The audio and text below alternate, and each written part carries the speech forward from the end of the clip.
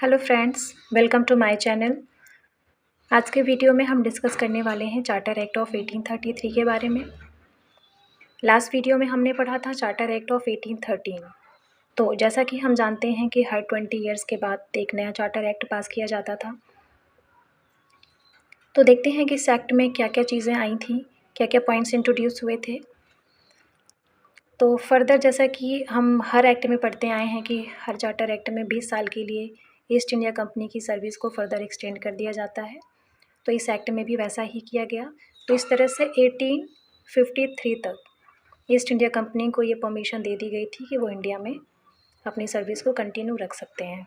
लेकिन साथ ही एक और बदलाव किया गया था कि कंपनी की जो ट्रेड मोनोपोली थी, over trade with China and trade in T, इसको भी अबॉलिश कर दिया गया था। तो इस तरह से ईस्ट इंडिया कंपनी की ट्रेड मोनोपोली कम्प्लीटली इंडिया में अबॉलिश कर दी गई।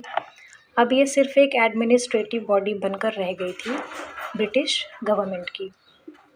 इससे पहले क्या था कि सारी कमर्शियल एक्टिविटीज़ ये देखती थी ईस्ट इंडिया कंपनी, लेकिन उनको पूरी तरह से ख़त्म कर दिया गया।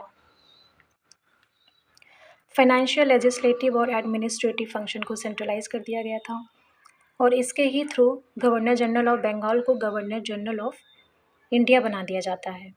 तो इस तरह से first governor general of India थे विलियम बेंटिक। गवर्नर जनरल की काउंसिल में पहले 3 मेंबर्स थे, अब 1 मेंबर्स को और ऐड कर दिया गया था।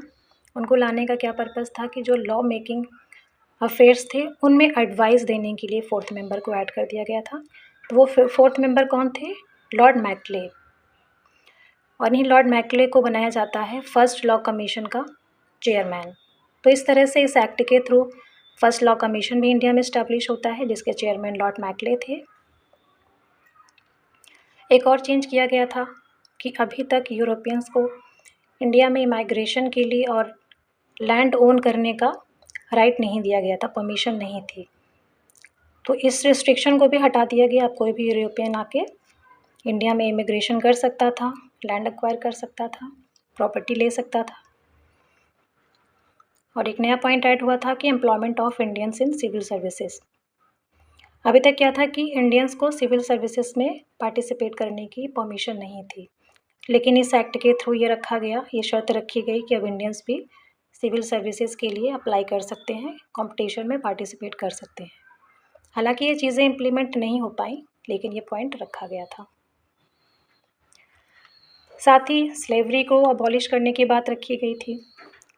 तो इस तरह से इस एक्ट के थ्रू स्लेवरी को ख़त्म करने की बात कही गई और फाइनली 1843 में जाके कम्प्लीटली स्लेवरी को एक एक्ट के थ्रू अबॉलिश कर दिया गया। और इसके साथ ही जब से चीज़ें सेंट्रलाइज हो गई तो गवर्नर जनरल ऑफ इंडिया के कंट्रोल में सिविल, मिलिट्री और फाइनेंशियल सारे अफेयर्स इनके ही अंडर में आ गए थे। और साथ ही बंगाल, मद्रास, बॉम्बे एंड जो अदर टेरिटरीज थी, इनके ऊपर भी कंट्रोल इस्टेब्लिश हो गया था गवर्नर जनरल ऑफ इंडिया का। मद्रास और बॉम्बे जो प्रेसिडेंसी थी, अभी तक अपने जो लेजिस्लेटिव फंक्शंस थे उनको वो परफॉर्म करती थी, लेकिन इस एक्ट के थ्रू मद्रास और बॉम्बे की जुडिशियल पावर्स को भी छीन ली गई। तो वो अभी एक एग्जीक्यूटिव बॉडी बन करके रह गई थी गवर्नर जनरल ऑफ इंडिया की।